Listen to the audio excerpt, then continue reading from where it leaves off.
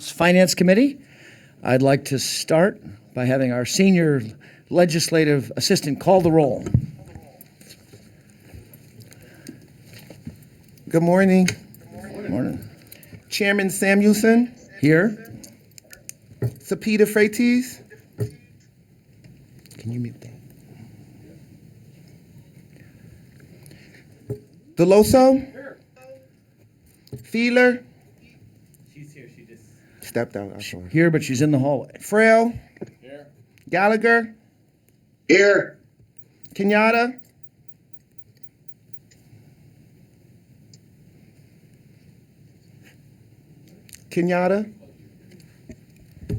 Lee Slip, On leave. McNeil, Online. Mursky, Rab, On leave. Scott, Here. Waddell, On leave. Waxman, Here. Webster, Here. For the record, Cepeda Freitas also on leave. Chairman Griner, Here. Bernstein, One leave. Brown, One leave. Fritz, Present. Jones, One leave. Kephart, Here. Mako, Here. Mercury, Here. Mihalik, One leave. Raider, Here. Rossi. Thank you very much. We'd like to start. We have two bills to discuss. I'd like to start. We have a bill sponsored by Representative Haddock and myself talking about having a tax deduction on personal income tax for expenses related to the donation of an organ. And I'd like to start with Representative Haddock giving a brief overview of House Bill 2179.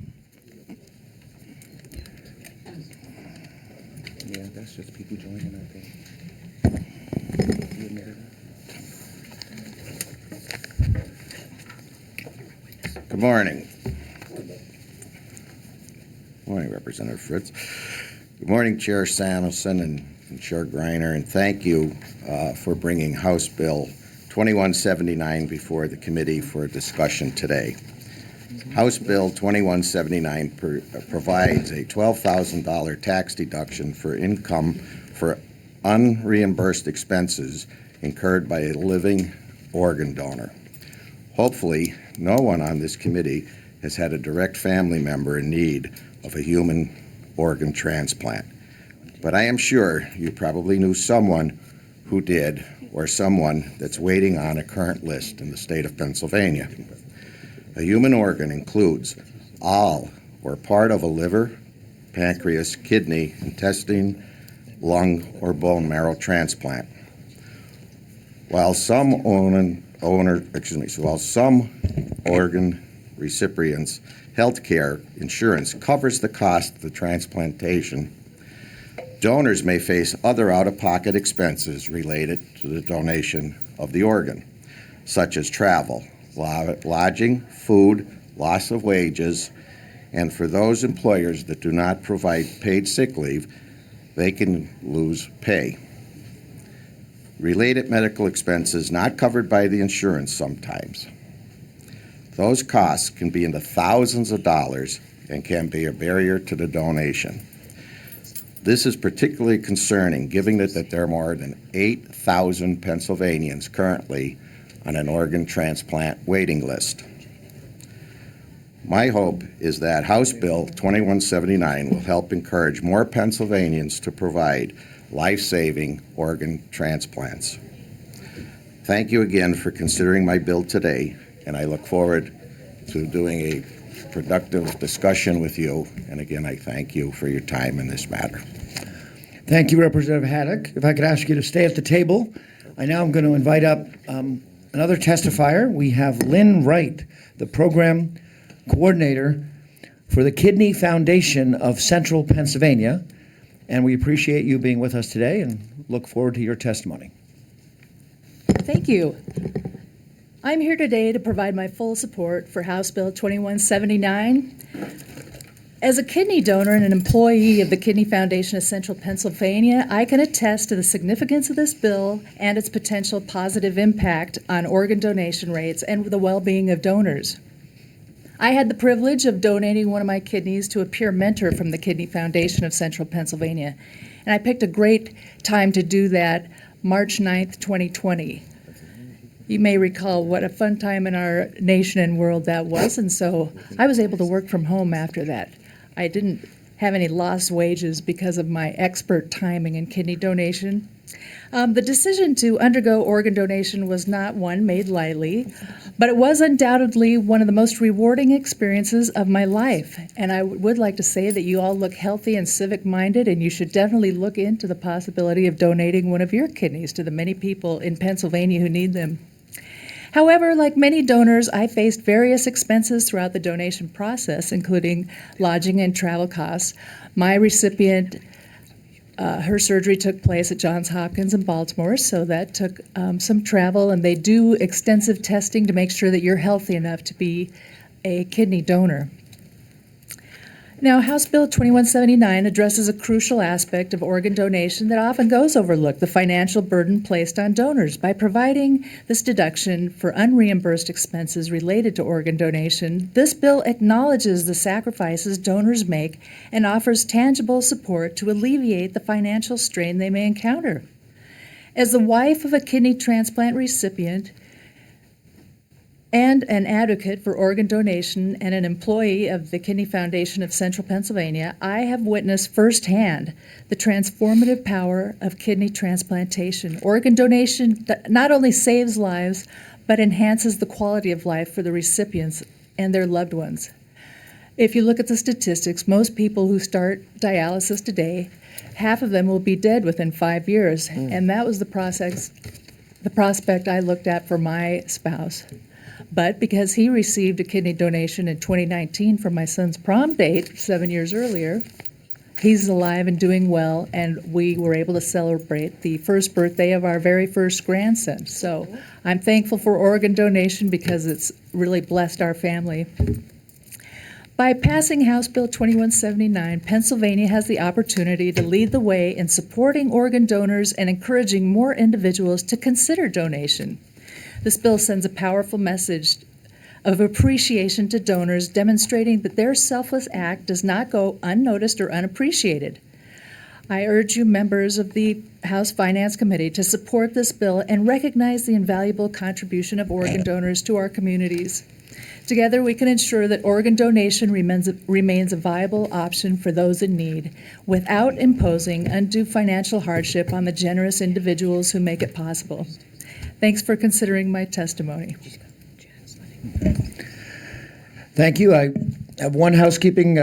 We had Representative Mike Jones on leave, but he's actually either logging in or trying to log in and participating virtually in this meeting. So we will mark Mike Jones as present. Thank you very much, Lynn, for your testimony. Thank you, Representative Haddock. I just have a couple questions. I'm going to open it up to the committee members for questions. I'm going to start, though, by relaying something that was shared with me by former Representative Galloway, now Judge Galloway of Bucks County. He told me he had a family member who needed a kidney, a young family member out in California, and the match was another family member from here on the East Coast. And so the family member who made the donation flew to California, stayed in a hotel for 4 nights with the testing and all of the medical care that was needed. And of course, the medical bills were covered by insurance. But the cost of the airfare, the cost of the 4 nights in the hotel, that led him to believe there was a need for this kind of legislation, and he passes on his best wishes and asking Representative Haddock to get this bill across the finish line. But that was an example that showed me that this legislation would be helpful. One other thing, I know we have this as a tax deduction off personal income tax. So let's say somebody does have $10,000 of expenses not related to the actual donation, but related expenses, hotel, travel. That would be a $10,000 deduction, which of course with our 3.07% interest rate would save that person about $307. So it'd be something to encourage. There is no similar deduction at the federal level, so this we believe would help here in Pennsylvania. Let me open it up to any questions from any member of the committee. Representative Greiner, our chair. Thank you for bringing this bill forward. Well, obviously, there's a lot of people on waiting lists. Like you said, we know of a lot of people. Big picture, and I think we've discussed this as a legislature, and it gets to be really big here. You would know this in your position and maybe what you did. Should you be reimbursed for what you're doing? Are there people making money? For instance, you yourself donated your kidney, didn't get reimbursed for it. But my understanding is there are people, when they harvest organs, are getting paid for that. It's against the law. Well, I'm not sure about that. We've had this discussion where there's, like for-profit. My mom unfortunately suddenly died, and we had to go through that ordeal, and it was just kind of like, but my understanding is there are people that are making money from doing this, and maybe I'm wrong. That's why I'm asking, because I'm thinking that maybe if that is the case, then donors should be receiving something in return to help cover their costs. But anyway. Yeah, my understanding is it's against the law to be paid for the donation of an organ, but we're talking about a tax deduction for travel expenses, related expenses at the time that the donation was made. Right, I'm talking about something greater. I'm talking even over and beyond where people really. This is, like I'm saying, this is a positive step in acknowledging donors. But I'm saying, I think we've had a discussion. We had some spirited discussions in our caucus about what's going on with organ donation and people and organizations that profit because they're trying to, or hospitals. Maybe it's the hospitals I'm thinking about where the cost is of they're getting all this money, and perhaps maybe the donors should be getting something in return for what they're doing. Yeah. Again, that's a great question, Chair. And I do believe that it is illegal to sell an organ, and the research that I've done. Obviously. If somebody's doing something in the black market, I'm not talking about market. people. I'm not talking about like she's selling her organ. I'm talking about with people coordinating these deals with these hospitals. I'm just saying, and if it's not, it's something we have to look into because my memory's not that bad. We have discussed this in our caucus about organ donation and about people taking advantage and making monies on harvesting organs. For-profit entities. And anyway, like I said, right now maybe I know enough to be dangerous, but I just wanted to say I think I understand what you're doing. I think I appreciate it. Thank you. I did have a chance to have a conversation with our colleague, Representative Venkat, also Dr. Venkat, and he did tell me that the organ, you cannot be reimbursed, you can't be paid for the donation of an organ in the United States. That is an issue in other parts of the world where organs might be sold, but in the United States that is illegal. We're looking at a bill to try to help people with travel costs, hotel costs, some of the unreimbursed costs if you make the very generous, life-saving decision to voluntarily donate your organ. I did want to ask a question of Lynn. You said your donation that you made was in Baltimore, so you had how many, just a day trip to Baltimore? Did you have to stay overnight? What kind of expenses did you have that weren't reimbursed by the medical insurance? There were a couple of trips required for me to go to Baltimore for all of the extensive testing because they really want to ensure that you're healthy enough to donate that kidney.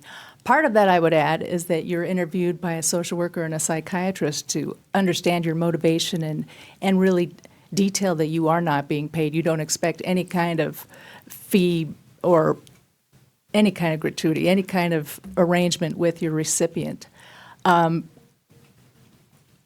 When I donated the kidney, my husband accompanied me, and I was in the hospital for a few days, and so he stayed in a hotel. so he could be by my side. And those were the only expenses we had. No plane tickets involved to Baltimore, but, the expenses do add up. Now, I was in a position that it wasn't a major setback for my family. My husband is a radiologist, so it's not a huge hardship for him. But for other people who are considering donation, that's a financial burden for people. If I could just jump in with one more question. I know we have folks watching our hearing on PCN. Can you talk about the waiting list for kidney donors at this time? The numbers are huge, and a kidney from a living donor typically lasts twice as long as a donation from a cadaver, from someone who's deceased. So that's a very huge motivating factor, I would hope, that all of us would look at, that you're giving the gift of life, and it's significantly better than a cadaver donor. In Pennsylvania, I think I included it in the packet, we have so many people waiting, 6,000 living organ donors in the United States annually. That's the only amount. It's a very small fraction of people who get a kidney from a living donor. But right now, 128,000 people are on that list waiting.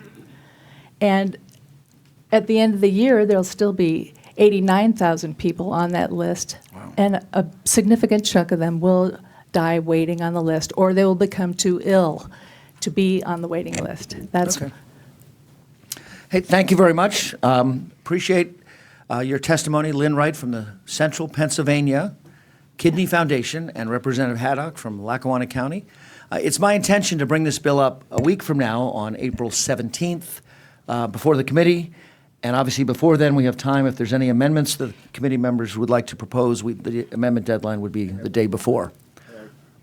And again, Chair, I think one of the big things here is this is the living donor. I think one of your concerns could be from a deceased person and the cadaver. This is on living donor. You must be a living donor to qualify for this. And I believe some of the concerns you may be addressing is the harvesting of. Yeah, I appreciate that clarification. I might be thinking too at the hospital and things like that. You're right on that. I was just thinking big picture, but I do appreciate your efforts with this. Like I said, we know a lot of people that have needed organs and even have donated too, so thank you. And again, 8,000 Pennsylvanians are currently on a list for a donor, besides the countrywide numbers. And again, we would certainly entertain any, this is a pretty short bill, as bills Yep. are written, pretty clear. I was looking, not to interrupt, I was just thinking big picture, not an amendment, nothing to this bill. I just was thinking, should we be doing, actually, my question was, should we be doing more? Well, I That's all. appreciate But we you. would entertain it if you did. Thank you. I just want to throw that out. We would entertain any, to make this bill better. If you have an amendment, I would certainly entertain it. Thank you, Mr. Chairman. I appreciate you being here today, Representative Haddock, Lynn Wright. Thank you for this, and we will have our discussion next week before the Finance Committee. We have a second bill to talk about today. Also, my intention would be to bring it up next week at the meeting, but we have testimony today. It's a bill proposed by Representative Ed Nielsen from Philadelphia, and Representative Nielsen is going to kick us off. We also have testimony from the Teach Plus, and we'll do that. We have Laura Boyce from Teach Plus, the statewide executive director, and also on Zoom, we have from the Lehigh Valley, from my district, Liberty High School, I'm a graduate, Dr. Paul Walsh is also going to testify by Zoom, and he has also been involved with Teach Plus through the years. Let's start with Representative Nielsen. This is a bill for a tax credit for teachers who have unreimbursed expenses when they buy stuff for their classroom. Thank you, Chairman, and thank you both for allowing this to move forward today. But before I start, I'd be remiss in, after the last discussion, not to add a little reminder of one of our former colleagues that was on that list for quite some time, Representative Mike O'Brien. And I just want, if a lot of new people, not new faces here, and he was a close friend of many of us in this chamber, and the suffering he went through, and dialysis up here, as he never missed a day of session for years. And it says, so that just a little reminder what brought me to discussion, what I was thinking as you discussed that vote. It's emotional for a lot of people. But I wanted to thank you both, Chairman Samuelson and Greiner, and the members of the Finance for having a hearing today on House Bill 528. In 2022, teachers reported spending an average of $829 of their own money on classroom supplies. This is a burden on our teachers who are underpaid and overworked. It also demonstrates the inequality between poorer school districts and wealthier school districts. My legislation provides a tax credit for teachers who have incurred personal expenses due to purchasing classroom supplies, such as books, computers, software, and other needed materials to get their message out to the children. Each teacher who purchased these items for classroom would be eligible for up to $500 in Pennsylvania tax credits, with up to $15 million in tax credits to be awarded annually. And I understand some changes might be made to this legislation, and I am supportive of those efforts as this legislation moves forward. Our teachers work hard and ensure that every student has the tools needed to succeed.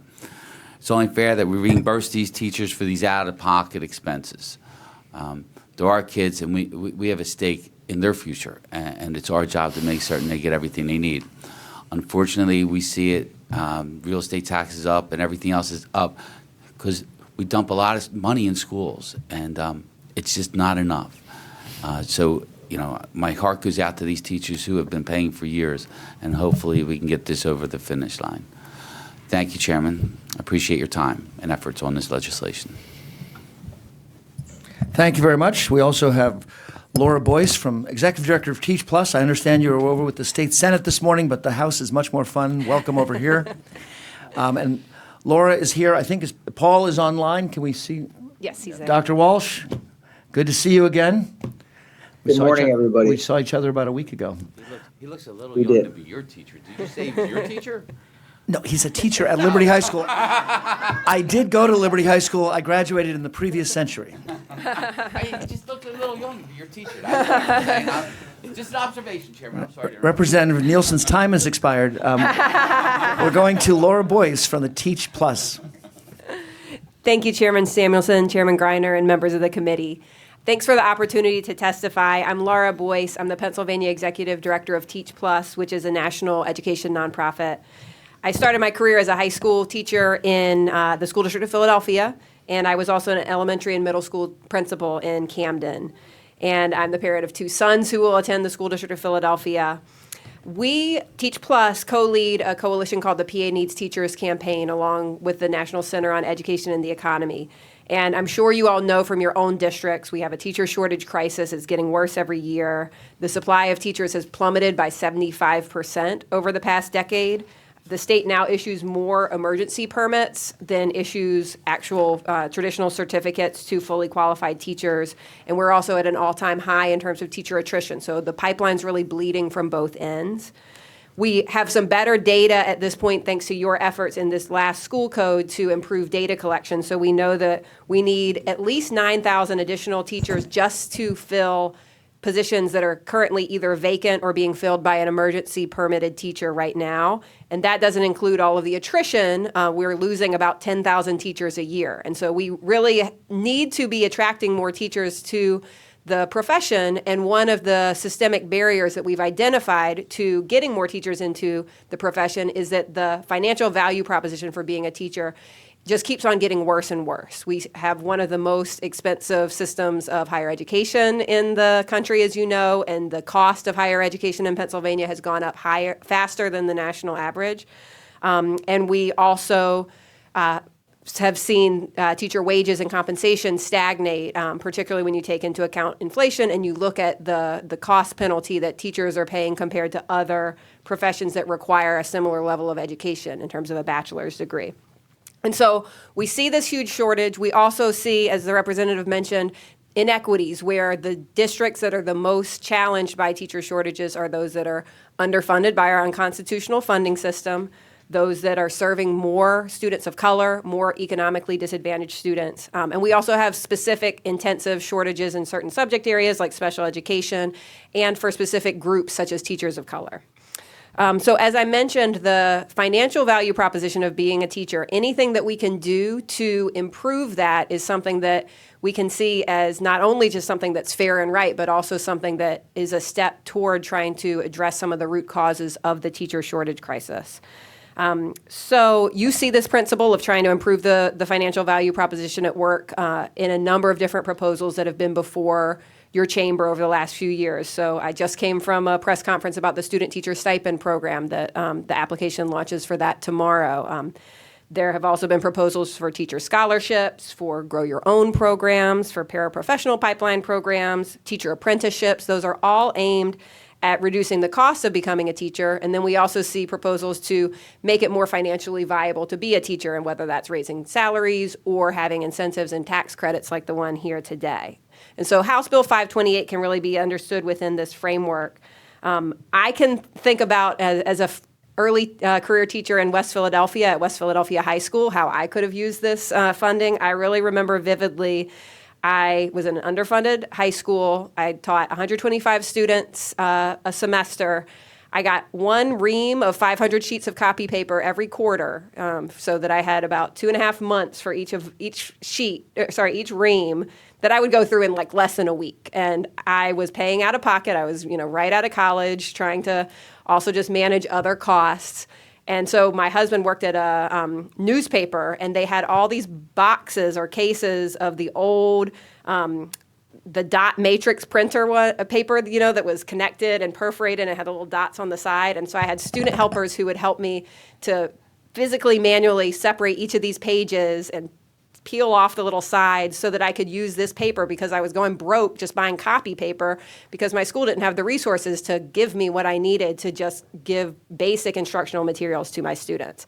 So that $500 tax credit would have done a lot for me, because I was, trying to figure out basics like paper, as well as how do I make my classroom more attractive? I had really old dusty chalkboards. I made my own whiteboards that I paid for out of pocket. I created a classroom library so my students would have access to books. So those are different things that our teachers, particularly in underfunded districts, are right now paying for out of pocket, and it's just making it really untenable. So we can think about this as a matter of fairness. We don't expect many other professions, including lawmakers, to pay out of pocket for business expenses. I know you all have a system of reimbursement for your business expenses, but it's very common for teachers to pay out of pocket, as the number was cited, I think, over $800 on average. And so this is an important issue of fairness. It's a way to improve the financial value proposition of being a teacher, and it's also a way of signaling to our teachers that we value them and that we respect the work that they do. So we are generally supportive of measures such as this to ensure that teachers are better compensated. Recognizing that state resources are finite and that the details of a program's design often play a great role in ensuring that it achieves its intended impact, we have a few suggestions of ways that this money could be optimally used. First, make the tax credit refundable, so that even if a teacher's entire state tax bill wasn't as high as the $500 limit, they could receive a refund payment for the unused part of the credit. That could potentially allow teachers who might be on the lower end of the income spectrum to still be able to receive the full amount. And then secondly, consider targeting the tax credit more narrowly to teachers in high need or underfunded schools. So that would address issues of equity that I touched on previously, where teachers in wealthier districts are already more likely to, number one, receive higher compensation, and number two, to receive those resources from the school and not have to dip into their own pockets as frequently to pay for those. That might also allow that $15 million, which would not necessarily be enough to cover every teacher in the state, to really target towards those who would most benefit from that incentive. So thank you for the opportunity to provide context on the challenges facing our teachers, and thank you again to the bill's sponsor and for this committee's consideration. Thank you, Laura. I'm now going to call on Dr. Paul Walsh from Liberty High School in Bethlehem, a teacher but also the junior varsity baseball coach. Dr. Walsh. Good morning, everybody. Can you hear me all right? Yes. Okay, great. Thank you. Chairman Samuelson, Chairman Greiner, members of the committee, thank you for the opportunity to testify today. As Chairman Samuelson said, my name is Paul Walsh, and I'm an English teacher at Liberty High School in the Bethlehem Area School District. I'm also a 2022-2023 Teach Plus PA Policy Fellow. I'm a professor in the education departments at Lehigh University and Moravian University in Bethlehem, too, where I teach courses to undergraduate students seeking to enter the teaching profession and to graduate students seeking to further hone their craft as educators. I'll be entering my 14th year as an educator next school year, and a lot has changed in my profession since I began my career all those years ago. But for all the things that have changed, one thing that has unfortunately remained the same, simply put, teachers are not paid commensurately with the many jobs they're tasked with completing on a daily basis. It seems that we're asked to do just a bit more to support our students, and that just a bit more each year over the course of a career is in no way proportionally reflected in our salaries. We're not compensated adequately for the time we put into the profession, much of which must occur outside of the designated workday if one wants to even have a shot at being the best teacher for their students. And in some cases, we're also expected to incur financial expenses in order to make our students' learning experiences the best they can be. I mentioned just a moment ago that much has changed in the teaching profession since I entered it 14 years ago. People often ask me what has changed the most. While I could talk about classroom and student-specific issues, these would pale in comparison to the largest change. When I completed my undergraduate degree in 2011, the prospect of finding a teaching job at the age of 22 with no experience seemed beyond grim. There were no teaching jobs. Many of my friends like me took on daily substitute jobs in order to pay their bills. If you were lucky, you landed a long-term sub gig. If you hit the lottery, you were offered a full-time contracted position. In 2024, however, this is not the case at all. Many people I come in contact with when they find out that I'm a teacher and a professor of education say things like, "Oh, it's such a shame that we have such a teacher shortage. Teaching used to be a 30-plus year career for people."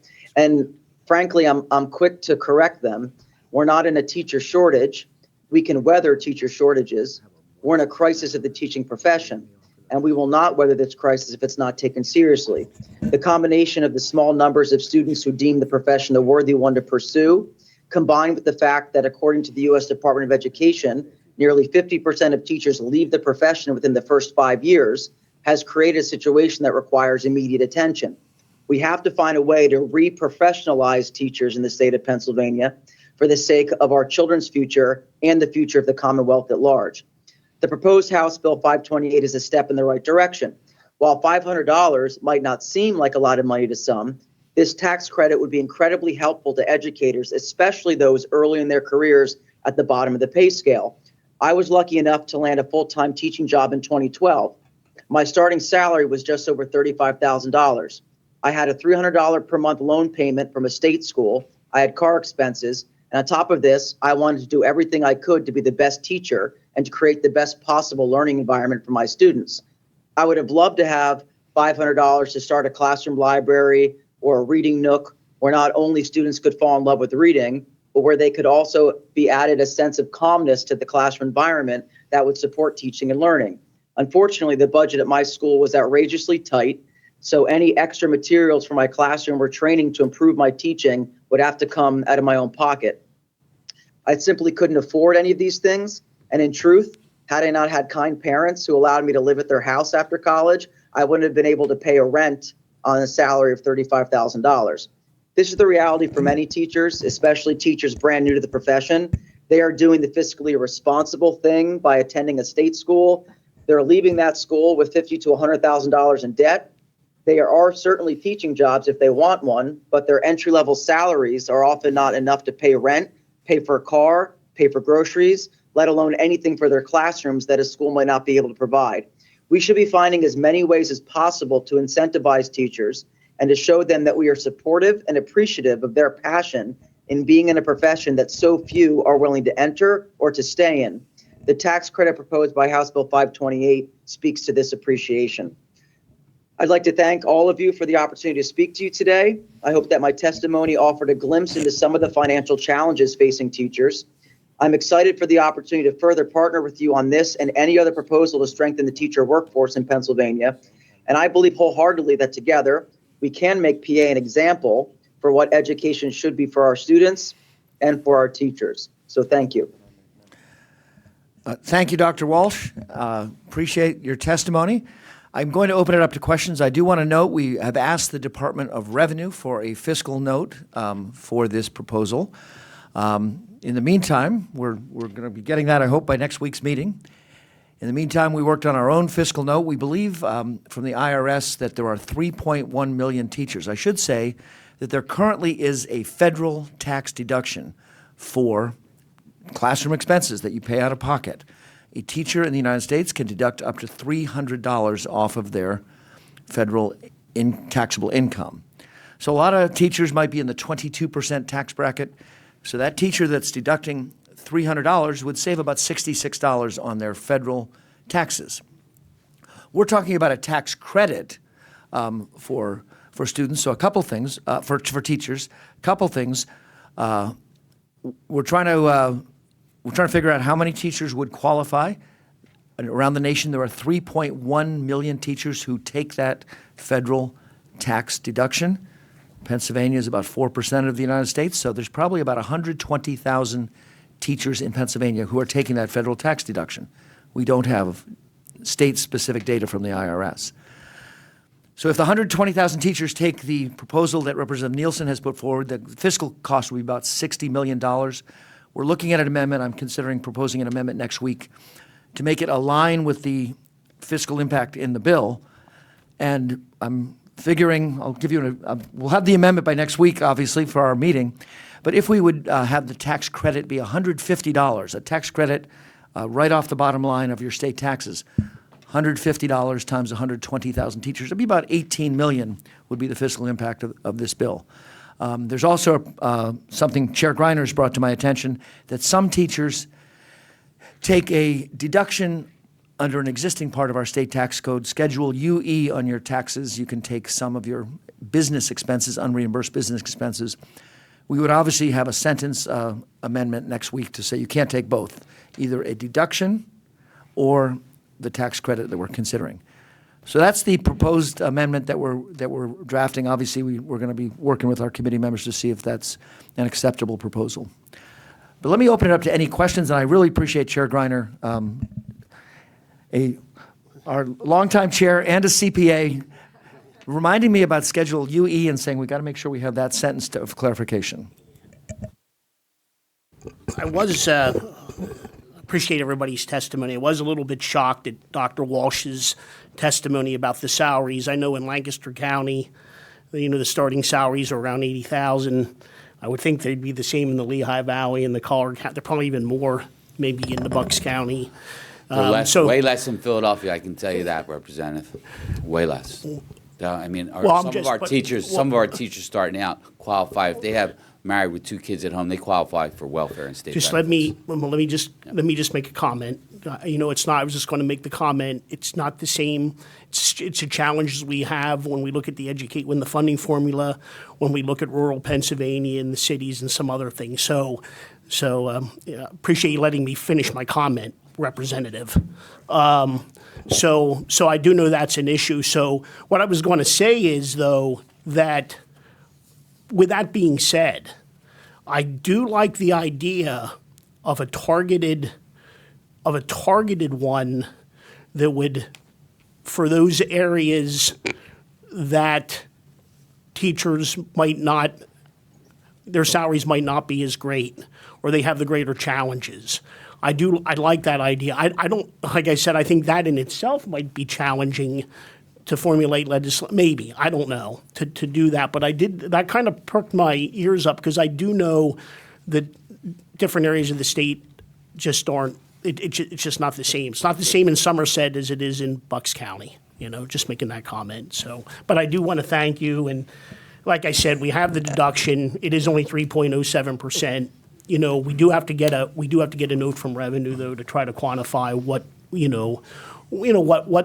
makes sense, as far as that goes. But anyway, like I said, this is always whenever we talk about education funding, we definitely have many challenges when we discuss this area. So, but thank you. Thank you, and I will have that amendment on the other one. As I said, with a 3.07% tax rate, the deduction, somebody deducting $300 would save about $9 on their taxes. So a tax credit might give more targeted relief to the teachers. $500 in the original proposal. We're going to talk about what level in the amendment next week. 2 other members of the committee want to have a question for you. We start with Representative Mercuri. Thank you, Mr. Chairman. I actually just wanted to speak in support of this bill and thank Representative Nielsen for bringing the proposal and the testifiers today. I know that we have so many hardworking teachers. My wife's a teacher, my brother-in-law, their family, and I know firsthand that each of them invests every single year in supplying their classroom with needed items. And so it's a relevant issue. I was always surprised, being in the private sector previously, that, there wasn't some stipend for, Kleenex or whatever, pencils, supplies, and those kind of things. Every single teacher is pulling that out of their own pocket, and some districts more than others, as you've mentioned. So I wanted to thank you for the bill. I think it's a good use of tax credits, and I'll be a yes. Thank you, Representative. And Chairman Reiner, I apologize for jumping in. I thought you paused. I want to apologize and make sure everybody knows. I thought you paused and you were done and you wanted me to respond. And we've known each other a long time. And something about this tax credit, if I can add, is this money goes right into the economy. So this is not something that someone's putting in there, because the average teacher is spending well over $1,000. So if we give them $500, they're putting $1,000 back in. And it brought it back to when you talked about, I remember first taking office, and I went to my public school that was like it's like 2 buildings down from where my office is. I said, what can I do to help? He says, how about 2 cases of paper a year? It was crazy. I thought that, I went, huh? And just crazy stuff like that. So when you were talking about reams of paper, it rings true for a lot of people. But thank you, Chair. No, apology accepted. I will say it's just we got to look. We have so many bills and we have so many tax credit bills that we're currently seeing, and eventually this adds up. This is real dollars to the taxpayers of Pennsylvania. We're looking at a structural deficit a few years down the road, and I'm just saying that we need. We got to be able to quantify. When you do $500 times number, you multiply that out. That's a significant number. And I'm just saying, and you know this as well, because we were there. We have a lot of different interests up here. A lot of people have concerns and needs, and we're going to have to try to make the best decisions we can. And I think credit's not a bad idea, but we got to figure out the best way to get those dollars out. And that's why I actually do like the idea of getting it to those who those school districts in the most need, and those teachers. Thank you. And that's why I testified, because I expect that both of your chairman's expertise on this, and we've spoken about it before, and I expect the bill to be amended in my original testimony because it has to be thought through. It's nothing just send it through. It has to be thought out and make certain we're precise when we push this over to the Senate. Thank you. I've arranged for Chair Greiner to have equal time on the Transportation Committee at your next meeting. Now I'm going to call on Representative Rossi for a question. Thank you. I was just questioning, Dr. Walsh mentioned that he felt teachers were quitting in the first 5 years. As much as I've talked to teachers, I don't find it's over $500 in supplies. That tends to be other issues and circumstances in the classroom, like behavioral, mixing the classes. So I just wanted to make a comment on that, because I haven't had a single teacher say to me, oh, I'm quitting because I don't have supplies. So I thought that was some strong testimony I just wanted to dispute. Schools and funding are definitely a very hot topic right now. Taxpayers in my district just did a write-in campaign where they got over 10,000 write-ins to overthrow the school board over taxes being raised. So that being said, do you feel we are going back to the school boards and asking them to appropriate the correct money for supplies? I know in my school district years ago, they took away Kleenex and paper and all those things, but yet we see them giving administrators hefty raises year after year. And I feel like we need to put more pressures on our school boards to appropriate the right funds so that our teachers aren't in this situation, because I know our teachers the first weeks of school hand out lists of supplies, and each parent picks something they're going to bring in, whether it's Kleenex or all kind of things. And that does help, but I understand some areas wouldn't be able to do that. But I think it really goes back to school boards and local government, where we need to put more pressure on the right funds being appropriated. That's all I wanted to comment. Thank you. I appreciate that. I'll give an opportunity Laura to respond or Dr. Walsh. I do want to say I appreciate that comment. My experience is in my community, there are a lot of teachers paying for a lot of things out of pocket, art supplies, paper. I have teachers who are driving kids to play practice on their own time just to make sure, if there's no public transportation available at 7 o'clock at night. I have a middle school teacher, who drove her former student to high school play practice for 4 months to make sure that young person had the opportunity to appear in the high school play. She did that after hours on her own, no reimbursement. But we have a lot of dedicated teachers. I know the PTA is an important part, the parent-teacher organizations.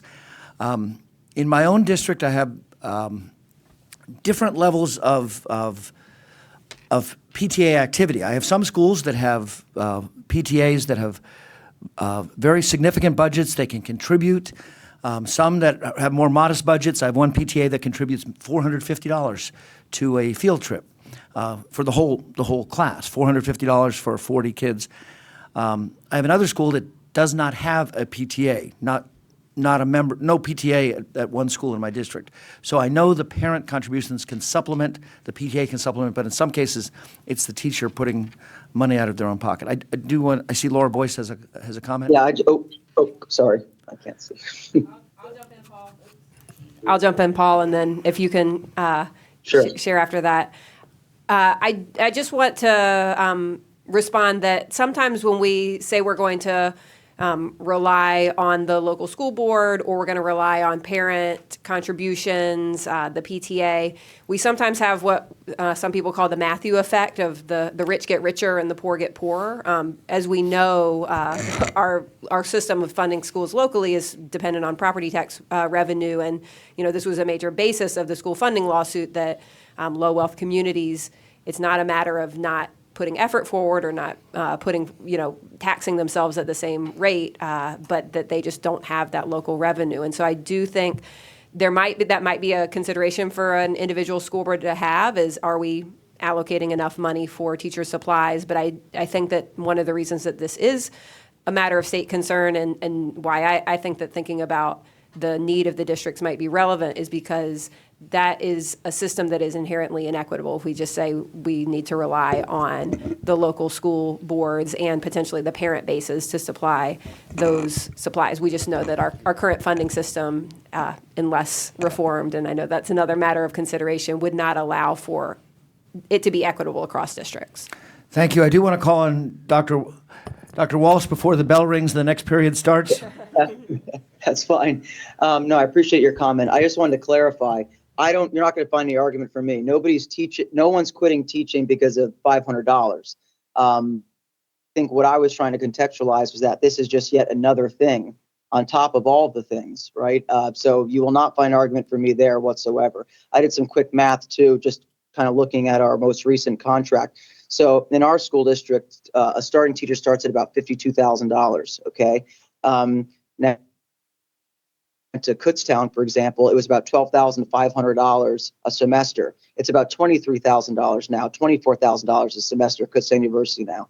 So if you're someone who's leaving with $50,000 to $75,000 in debt from a state school, you're getting $50,000 in your first job. That's difficult, right? So I just want to clarify that no one's quitting over $500. I think on the contrary, you're finding a lot of teachers who are so passionate about their jobs, they're finding many reasons to stay when they have every right to leave.